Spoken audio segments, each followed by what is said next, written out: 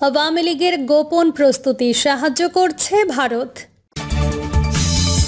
এবং সর্বশেষ জানাবো, ডক্টর ইউনূস তারেক রহমানকে অনন্য উচ্চতায় তুলে ধরেছেন।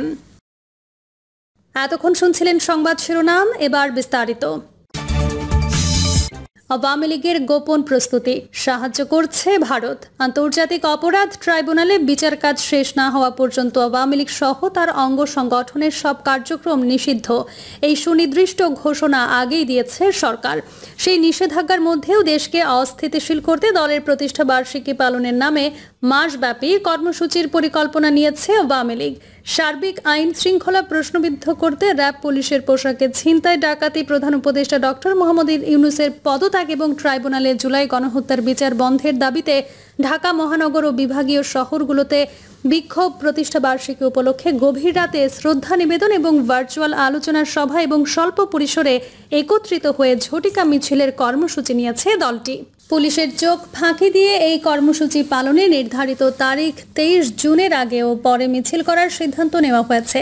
আবার গ্রেপ্তার এড়ানোর জন্য কর্মসূচি শেষে জনসাধারণের সঙ্গে মিশে যাওয়ার পরিকল্পনা রয়েছে দলের গুপ্ত কার্যক্রমে নিয়োজিত কর্মীদের। আইন শৃঙ্খলা সংশ্লিষ্ট একটি গোয়েন্দা প্রতিবেদনে নিষিদ্ধ আওয়ামী লীগের এমন পরিকল্পনায় তথ্য উঠে এসেছে। সংশ্লিষ্টরা দেশ রূপান্তরকে বলেন স্বাভাবিক নাগরিক জীবন সংঘাতে ঠেলে দিতে অন্তর্বর্তী সরকারকে প্রশ্নবিদ্ধ করতে আওয়ামী লীগ নানা ফিকির খুঁজছে। তৃণমূল নেতাকর্মীদের চাঙ্গা রাখতে এমন ফন্দি আঁটলেও সব তথ্যই রাখছেন সংশ্লিষ্ট গোয়েন্দারা। গোয়েন্দা প্রতিবেদন বলছে রাজধানীর বিভিন্ন স্থানে তাদের ঝটিকা মিছিলের কর্মসূচি রয়েছে। এ সময় তারা বিভিন্নভাবে একত্রিত হয়ে স্বল্প সময়ের মিছিল করে আবার বিচ্ছিন্নভাবে জনসাধারণের সঙ্গে মিশে যাবে। এছাড়া নিষিদ্ধ ঘোষিত দলটি অন্তর্বর্তী সরকার প্রধান ডক্টর মোহাম্মদ ইউনূস সহ সরকারের পদত্যাগ ও ট্রাইব্যুনালে বিচার বন্ধের দাবিতে ক্রমাগত কর্মসূচি চালাবে বলেও জানা যায়। মাসব্যাপী দলটির কর্মসূচির মধ্যে আজ সোমবার সরকারের পদত্যাগ ও ট্রাইব্যুনালে বিচার বন্ধের দাবিতে ঢাকা মহানগরের অন্তর্গত সব থানায় বিক্ষোভ ও প্রতিবাদ মিছিল হবে বলে জানা যায়। 23 জুন আওয়ামী লীগের প্রতিষ্ঠা বার্ষিকী উপলক্ষে শ্রদ্ধা নিবেদন ও ভার্চুয়াল আলোচনা সভা এবং অসহায় ও দুস্থদের মধ্যে খাদ্য ও বস্ত্র বিতরণ কার্যক্রম পরিচালনার গুপ্ত বার্তা ছড়ানো হয়েছে। 24 জুন প্রধান উপদেষ্টার পদত্যাগ ও ট্রাইব্যুনালে বিচার বন্ধের দাবিতে বিভাগীয় শহরে বিক্ষোভ ও প্রতিবাদ মিছিলের কথা বলা হয়েছে। আগামী 1 জুলাই রয়েছে সব জেলার সাংগঠনিক কার্যালয় কেন্দ্রিক বিক্ষোভ ও প্রতিবাদ মিছিল। 16 জুলাই উপজেলা ও ইউনিয়ন পর্যায়ে তৃণমূল আওয়ামী লীগের নেতাকর্মীদের বিক্ষোভ ও প্রতিবাদ মিছিল। রাজধানীতে যে স্থানগুলো নির্দিষ্ট, শেরেবাংলা নগর, রাজধানীর মেট্রো রেল স্টেশন, মানিক মিয়া এভিনিউ, খেজুর বাগান, সোহরাওয়ার্দী হাসপাতালের সামনে ও শুক্রাবাদ এলাকায় ঝটিকা মিছিল হয়েছে।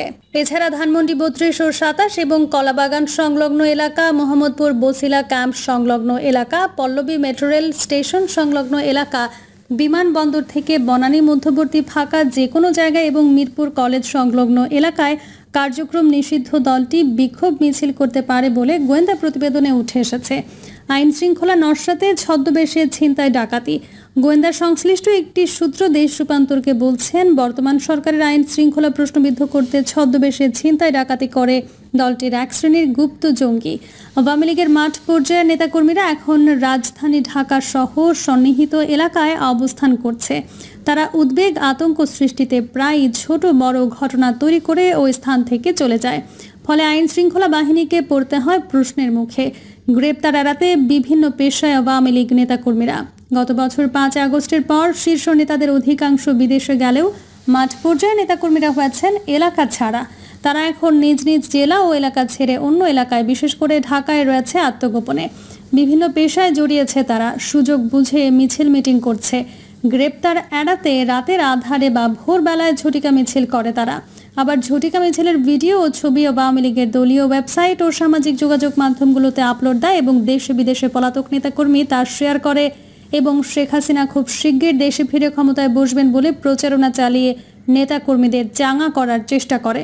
কর্মসূচি নিয়ে যা বলল আইন শৃঙ্খলা বাহিনী, মাসব্যাপী আওয়ামী লীগের কর্মসূচির পরিকল্পনার বিষয়ে ঢাকা মহানগর পুলিশের মিডিয়া বিভাগের উপপুলিশ কমিশনার মোহাম্মদ তালেবুর রহমান দেশ রূপান্তরকে বলেন, আওয়ামী লীগ সহ এর অঙ্গ সংগঠনের কার্যক্রমের ওপর নিষেধাজ্ঞা দিয়েছে সরকার। তারা যে কোনো কর্মসূচি করলে তা অবৈধ, আর এই দলটির যে কোনো কর্মসূচির বিরুদ্ধে ডিএমপির সব ইউনিট তৎপর রয়েছে। ঝটিকা মিছিল বা যে কোনো কর্মসূচি করলে তাদের গ্রেপ্তার করা হবে। ইতিমধ্যে এই ধরনের কর্মসূচি কেন্দ্রিক গ্রেপ্তার অব্যাহত রয়েছে। এ বিষয়ে র্যাবের নজরদারি বৃদ্ধি করা হয়েছে উল্লেখ করে সংস্থাটির আইন ও গণমাধ্যম শাখার পরিচালক wing commander MZM Intekhab Chowdhury দেশ রূপান্তরকে বলেন, আওয়ামী লীগের সব ধরনের কর্মসূচিতে যেহেতু নিষেধাজ্ঞা রয়েছে, তাই এই ধরনের কর্মসূচির বিষয়ে র্যাব তৎপর রয়েছে।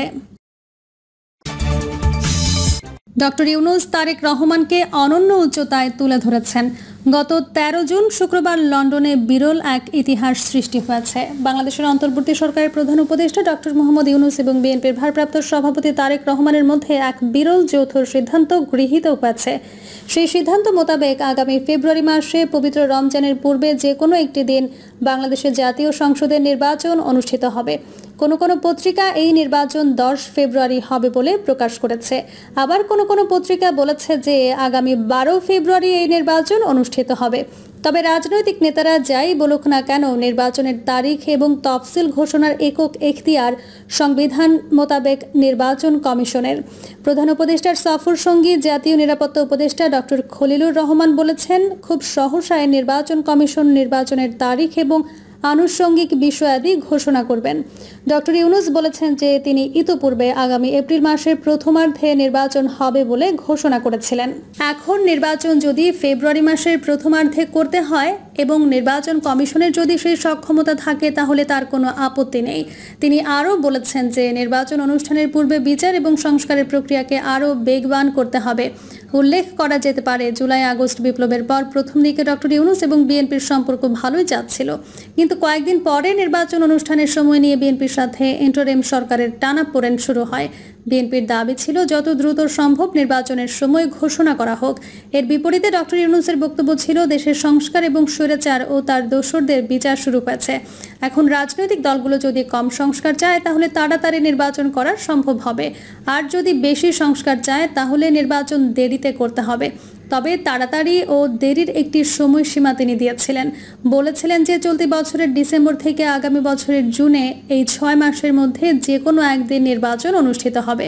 বিএনপি বলে যে ডিসেম্বর থেকে জুন এটি একটি লম্বা সময় এবং সুনির্দিষ্ট নয়।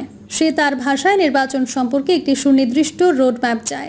এই বিষয়টি নিয়ে ইন্টারিম সরকার এবং বিএনপির দূরত্ব বাড়তেই থাকে।